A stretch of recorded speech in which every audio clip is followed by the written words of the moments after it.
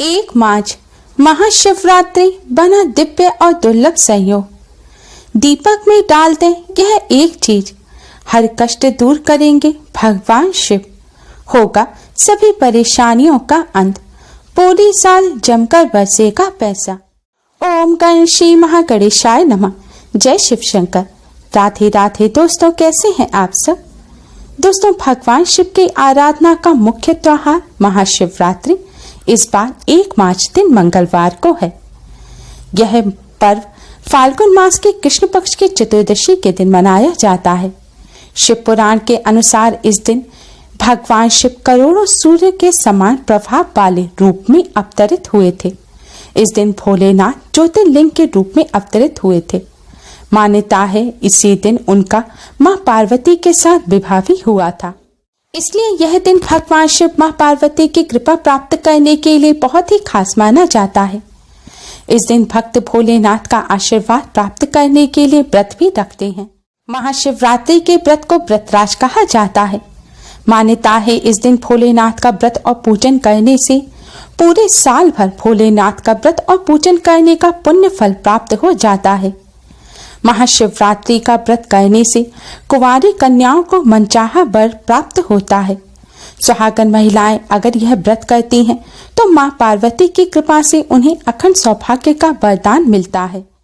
महाशिवरात्रि का व्रत रखने से व्यवसाय में वृद्धि होती है और नौकरी में तरक्की मिलती है। साथ ही भोलेनाथ की कृपा से सभी तरह के पापों से भी मुक्ति मिल जाती है।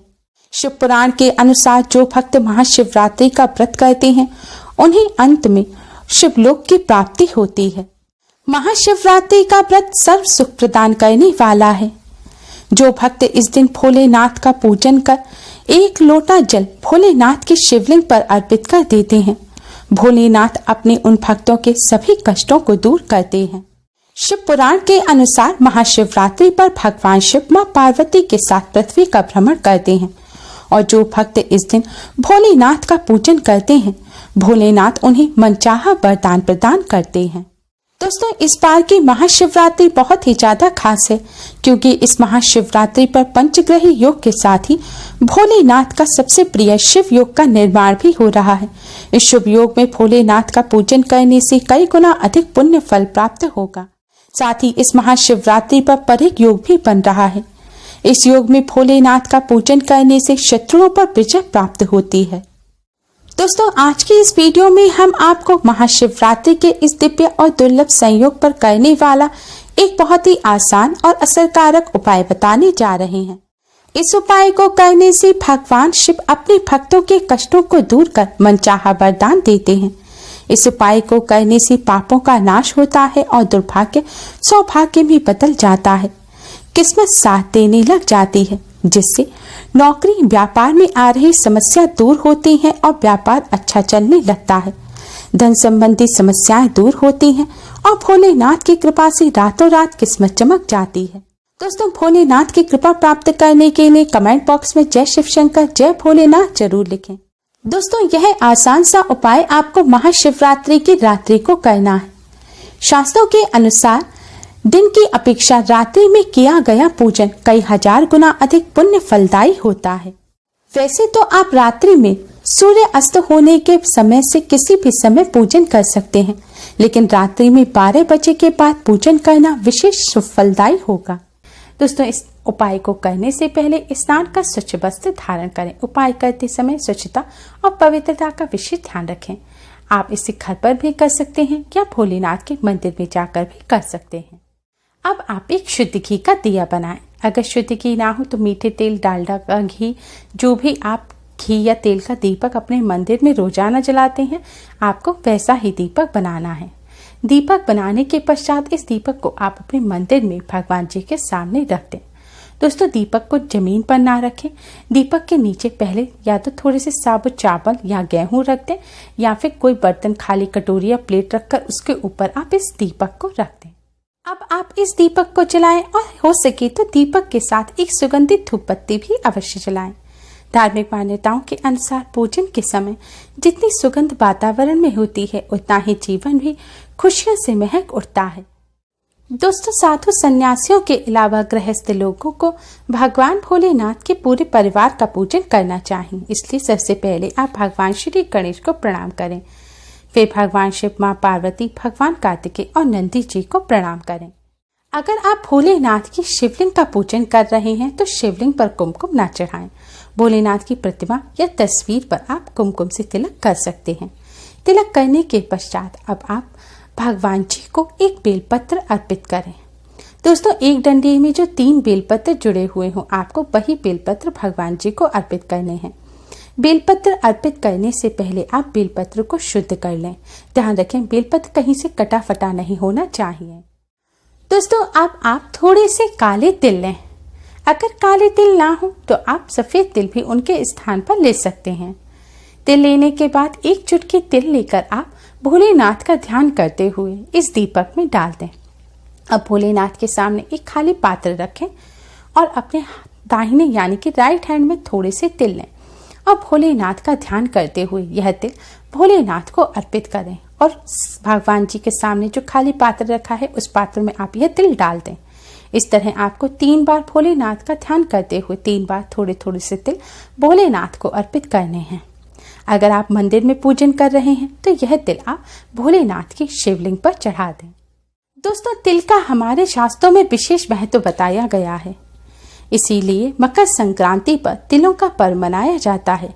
शर्तिला एकादशी भी तिलों के महत्व को दर्शाने के लिए ही मनाई जाती है। तिल भगवान विष्णु जी को बहुत ही अधिक प्रिय हैं, इसीलिए यह भगवान शिव जी को भी बहुत प्रिय है। शिव पुराण के अनुसार भगवान शिव जी को तिल अर्पित करने से भोलेनाथ की कृपा से पापों का क्षय हो जाता है और जब मनुष्य के पाप नष्ट हो जाते हैं, पाप कम हो जाते हैं तो उसके पुण्य में वृद्धि होती है। पाप कम होने से दुर्भाग्य खत्म हो जाता है और सौभाग्य में वृद्धि होती है। किस्मत साथ देने लगती है और बिगड़े हुए कार्य भी बनने लगते हैं। शिव पुराण के अनुसार जो भक्त इस पवित्र दिन भोलेनाथ के सामने दीपक में तिल डालकर जलाते हैं और भोलेनाथ का पूजन करते हैं, भोलेनाथ अपने उन सभी भक्तों के कष्टों को दूर कर देते हैं। साथ ही ऐसा करने से पितरों का भी आशीर्वाद प्राप्त होता है और पितृदोष से भी राहत मिलती है। पितृ प्रसन्न होते हैं और अपनी कृपा बरसाते हैं। तिल अर्पित करने के पश्चात आप पुरुष ओम नमः शिवाय मंत्र का जाप करें और महिलाएं नमः शिवाय मंत्र का जाप करें। दोस्तों, शिव पुराण में बताया गया है कि भगवान शिव जब अग्नि स्तंभ के रूप में प्रकट हुए तब उनके 5 मुख थे। इन्हीं 5 मुखों से नमः शिवाय मंत्र की उत्पत्ति हुई। यही महामंत्र माना जाता है और जो 5 तत्व होते हैं उनसे ओम शब्द की उत्पत्ति हुई। इसलिए पुरुषों को ओम नमः शिवाय मंत्र का जाप करना चाहिए और महिलाओं को केवल नमः शिवाय का जाप करना चाहिए। शिव पुराण के अनुसार नमः शिवाय में ओम लगाकर यानी कि ओम नमः शिवाय का अगर महिलाएं जाप करती हैं तो उन्हें दोष लगता है। शिव पुराण के अनुसार ओम नमः शिवाय पुरुषों के लिए और नमः शिवाय मंत्र महिलाओं के लिए है। यह मंत्र सभी मनोरथों को पूर्ण करने वाले हैं, भोग और मोक्ष देने वाले हैं और समस्त व्याधियों को शांत करने वाले हैं। इस मंत्र का आपको 108 बार जाप करना है। हो सके तो शिव चालीसा का पाठ करें। इस तरह पूजन करने के पश्चात अब आप दीपक उठाकर दीपक से भगवान शिव की आरती उतारते हुए भगवान भोलेनाथ की आरती करें। अब आप हाथ जोड़कर शिव परिवार को प्रणाम करें और जाने अनजाने में आपसे जो भी गलती हो गई है उन सभी गलतियों की भोलेनाथ से क्षमा प्रार्थना करें। दोस्तों, यकीन मानिए इस तरह पूजन करने के बाद को भोलेनाथ से क्षमा मांगने से भोलेनाथ आपकी बड़ी से बड़ी गलती को भी माफ कर देंगे और पापों का नाश कर देंगे। दोस्तों, पापों का नाश होने के बाद दुर्भाग्य सौभाग्य में बदल जाएगा और आपकी किस्मत चमक जाएगी।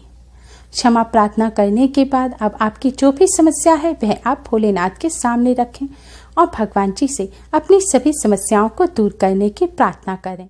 दोस्तों, इस तरह भोलेनाथ का पूजन करने से भोलेनाथ की असीम कृपा प्राप्त होती है।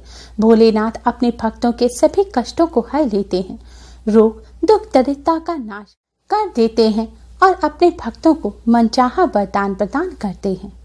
दोस्तों, शास्त्रों में बताया गया भोलेनाथ की कृपा प्राप्त करने का दुर्भाग्य को सौभाग्य में बदलने का ये बहुत ही असरकारक उपाय है। इस उपाय को करने के बाद आप देखेंगे कि आपके बिगड़े हुए कार्य भी जल्दी ही बनने लग जाएंगे। दोस्तों, जो आपने भगवान जी को भोग लगाया है उसे प्रसाद के रूप में ग्रहण करें। अगर आपने यह उपाय, यह पूजन घर में किया है तो आप रात भर तिल को ऐसे ही रखा रहने दें और अगले दिन जो भोलेनाथ को तिल अर्पित किए हैं और जो दीपक में तिल हैं, इन सभी को इकट्ठा करें और इन्हें आप या तो पीपल वृक्ष के नीचे डाल दें या फिर किसी शुद्ध बहते हुए जल में विसर्जित कर दें या फिर पक्षियों को भी डाल सकते हैं। दोस्तों, भोलेनाथ की कृपा प्राप्त करने के लिए इस पवित्र दिन यह आसान सा उपाय अवश्य ही करें।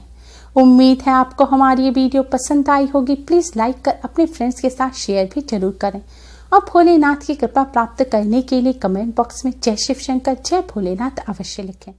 और अगर आपने हमारे चैनल को अभी तक सब्सक्राइब नहीं किया है तो यूजफुल वीडियोस के लिए हमारे चैनल को सब्सक्राइब कर बेल आइकन को भी जरूर दबाएं। Thanks for watching. Radhe Radhe, जय शिव शंकर।